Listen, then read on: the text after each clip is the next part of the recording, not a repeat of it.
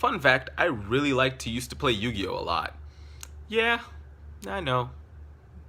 Lots of money wasted. Welcome to the 365 vlog.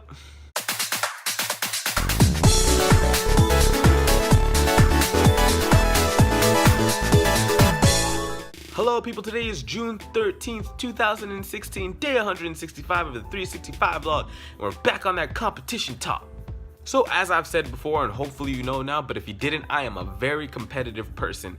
And I think that's what makes me want to be good at everything. Now, the thing is, it's weird because when I start something, I am already starting it with a competitive mindset at the onset of me actually starting something.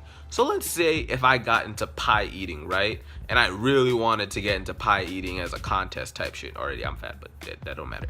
But the moment I get into it, I want to start researching all of the facets about pie eating, that technique and what you need to do to be the best pie eater, because to be the best, you need to understand how to be the best. So this basically all stemmed from like Sunday. Jesse came over and we played like a shit ton of Guilty Gear, and it was really fun. I'm glad we got to play the amount of Guilty Gear. I leveled up a little bit. I actually did some combos, but I still have like a lot of work to go. And I just need to put more time into the game. And really the emphasis of this video is just talking about how much time you need to put into something when you want to be competitive. Because all the time we see people on TV or whatever it is who are pros, and we're like, oh my god, they make it look so easy. But they only make it look so easy because they've put so much time into whatever their craft is. And the fact is, if you're not putting that much time into whatever it is you want to be good at, you will not be good at it. It's just facts. It's not going to just like fall onto your plate. You just have to put in the work to get out the results. That's part of the problem with, like, I guess some people, is that they don't want to put in the time and the effort to do certain things because they don't have the passion or the drive to do what they want to do, and that doesn't allow for you to get to that certain level that you may want or don't even see in your mind because that's not what you're interested in. But back to competitive play, I think competitive play is very interesting in like a lot of the things that I've like tried to do. So we'll talk about like fighting games and we'll talk about dance games as like two examples, but I'll use dance games first. So I'm not like the greatest DDR player ever, but maybe some people might say I'm kinda okay. Anyways, I'm trying to be modest and shit. But one of the things that made me get so good, or I don't even know if I'm really that good. Anyways, that's not the point. That made me get to the level that I am today, is that I wanted to be the best or better than a lot of people who were playing. So what did I do? I put a lot of time into that game. When I first started, I went to that DDR machine in Times Square that no longer exists. I went there about every day and spent about $20.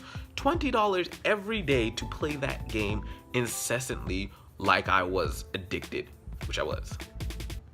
Then I started going to tournaments, then I started going to far off places, Japan, to go play dance games and just keep getting better and keep finding people to play against, to beat. And that's what really inspires me, just the idea that I can use or play a game to like get really good and compete against someone else who is on like a high level, and it just makes it really interesting because that's where like the little decisions make all the difference. Knowing all the songs, the speed changes, the step charts, what will trip you up, all those things are really interesting to me. However, fighting games are a different beast in that I need to actually put a lot of time in knowing matchups, combos, how to use my character properly. All of these things align into what I need to do to be like a good fighting game player and just maybe see the future. I swear that is like a requirement that no one talks about, but you need to be able to see the future to actually play fighting games.